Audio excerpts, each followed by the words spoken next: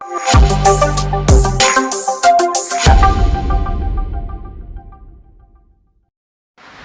Mass മോട്ടോഴ്സിൽ നിന്നാണ്. ഹീറോൻ്റെ CBZ extreme വണ്ടി engine side oil leak ആയിട്ടാണ് വന്നിരുന്നത്. അപ്പോൾ നമ്മളത് അഴിച്ച് ക്ലിയർ ചെയ്തിട്ടുണ്ട്. അതിൻ്റെ ഉള്ളിൽ തന്നെ ക്യാം ഷാഫ്റ്റിൻ്റെ ഹോൾഡറായിരുന്നു പ്രോബ്ലം.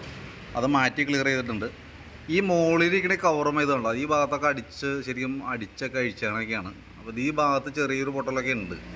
അപ്പോൾ നമ്മളത് 3 ബോണ്ട് ഇട്ടിട്ടാണ് സെറ്റ് ചെയ്തതാണ് കേട്ടോ. നിലവിൽ ലീക്ക് അതിൻ്റെ എല്ലായിരുന്നു. ലീക്ക് ക്യാം ഷാഫ്റ്റ് ഹോൾഡർ ആ ബോൾട്ട് ടൈറ്റ് ചെയ്യാൻ പറ്റാത്തൊരു കണ്ടീഷനിൽ ഇരുന്നുകൊണ്ടാണ് ലീക്ക് കാണിച്ചിരുന്നത്. ഇവിടെ അങ്ങനെ ഒരു കേസ് ഉണ്ട്. കാരണം അതൊന്നും ജസ്റ്റ് ഞാൻ ഇപ്പം ചെയ്തു എന്നുള്ളൂ കേട്ടോ. ഇതിവിടെ നോക്കുമ്പോൾ അറിയാതെ ഇതുമൊക്കെ ഇട്ട് സ്ക്രൂ ഡ്രൈവറൊക്കെ ഇട്ട് എന്താ അടിച്ചേറ്റൊക്കെയാണ്. ഈ സൈഡത്തൊക്കെ ചെറിയ ചതയിൽ പോലെയാണ്. ഇതിവിടെ കറക്റ്റായിട്ട് കവറിങ് അല്ല. റബ്ബർ ഇട്ട് കഴിഞ്ഞപ്പോൾ ഓക്കെയാണ്, വേറെ പ്രശ്നമൊന്നുമില്ല. ഞാനപ്പോൾ അത് ക്ലിയർ ചെയ്തിട്ടുണ്ട്. പിന്നെ അത് കൂടാതെ നമുക്ക് ഈ ക്യാം ഷാഫ്റ്റ് ഹോൾഡറിൻ്റെ ത്രെഡ് ചെറിയ കംപ്ലൈൻറ്റ് ഉണ്ടായിരുന്നു. അപ്പോൾ അതും അല്ല, ക്യാം ഷാഫ്റ്റല്ല, ക്യാം ജെയിൻ്റെ ടെൻഷനാണിത്. അതിൻ്റെ ഈ സ്ക്രൂ ടൈറ്റ് ചെയ്യുന്ന ഭാഗത്ത് ത്രെഡ് പ്രോബ്ലം ഉള്ള കാരണം അതുകൂടി നമ്മൾ ചേഞ്ച് ചെയ്തിട്ടുണ്ട് കേട്ടോ. പിന്നെ കാർബറേറ്റർ അസംബ്ലി ഫുള്ളായിട്ട് അഴിച്ച് ക്ലീൻ ചെയ്ത് നമ്മൾ റീസെറ്റ് ചെയ്തിട്ടുണ്ട്. മിസ്സിങ്ങുമായി റിലേറ്റഡ് ആയിട്ടുള്ള കംപ്ലയിൻ്റ് ഒക്കെ മാറിയിട്ടുണ്ട്. പക്ഷേ അതിന് ഞാൻ പറഞ്ഞല്ലോ, അതിൻ്റെ ഒരു കെമിക്കൽ റിയാക്ഷൻ, പെട്രോൾ കിടന്നിട്ട് മെൽറ്റായ ഒരു അവസ്ഥയിലാണ് കാർബറേറ്ററിൻ്റെ ഉള്ളിലത്തെ അവസ്ഥ. അപ്പോൾ നമ്മളിന്നലൊക്കെ ക്ലീൻ ചെയ്ത് കയറ്റി അതിന് ശേഷം 2 പ്രാവശ്യം ഓവർഫ്ലോൻ്റെ പ്രോബ്ലം കാണിച്ചു. വീണ്ടും നമ്മൾ ക്ലീൻ ചെയ്ത് റീസെറ്റ് ചെയ്തിട്ടുണ്ട്. അപ്പോൾ നമ്മളിപ്പോൾ നിലവിൽ പ്രോബ്ലം ഒന്നുമില്ല. പക്ഷേ എന്നാൽ പോലും നമുക്ക് ആ കാർബറേറ്റർ ഓവർഫ്ലോ പെട്രോൾ ഓവർഫ്ലോ വരാനുള്ളൊരു സാധ്യത കൂടുതലാണ് കേട്ടോ.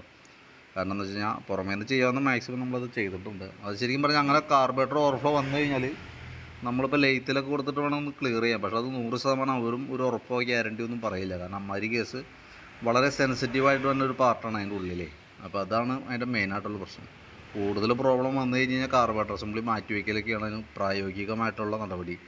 അതല്ലെങ്കിൽ നമുക്ക് ഇടയ്ക്ക് ഇങ്ങനെ എപ്പോഴും ഇങ്ങനെ ഒരു പ്രോബ്ലം ആയിട്ട് കാണിച്ചു കിട്ടി. പക്ഷേ മിസ്സിങ്ങുമായി റിലേറ്റഡ് ആയിട്ടുള്ള പ്രോബ്ലംസൊക്കെ മാറിയിട്ടുണ്ട്. വണ്ടി ഓടിക്കാനൊക്കെ സ്മൂത്തായിട്ടുണ്ട്. അപ്പോൾ ആ ഭാഗം കറക്റ്റ് ചെയ്തിട്ടുണ്ട്. അപ്പോൾ നമുക്ക് ഈ 2 വർക്കുകളാണ് മെയിനായിട്ട് പറഞ്ഞിരുന്നത്. ആ മിസ്സിങ്ങുമായി ബന്ധപ്പെട്ട കംപ്ലയിൻറ്റും എഞ്ചിൻ സൈഡ് ഓയിൽ ലീക്കുമാണ് പറഞ്ഞിരുന്നത്. അപ്പോൾ അത് മാത്രമാണ് നമ്മൾ ക്ലിയർ ചെയ്തിട്ടുള്ളത്. എഞ്ചിൻ ഓയിൽ നമ്മൾ നോക്കി ലെവൽ ഒരു അല്പം കുറവുണ്ട്, ഞാനതൊന്ന് ടോപ്പ് അപ്പ് ചെയ്തിട്ടുണ്ട്. അത് മാത്രമാണ് ചെയ്തിട്ടുള്ളൂ കേട്ടോ. ബാക്കിത്തെ ജനറലായിട്ട് സർവീസോ വേറെ കാര്യങ്ങളോ ഒന്നും പറഞ്ഞിട്ടില്ല.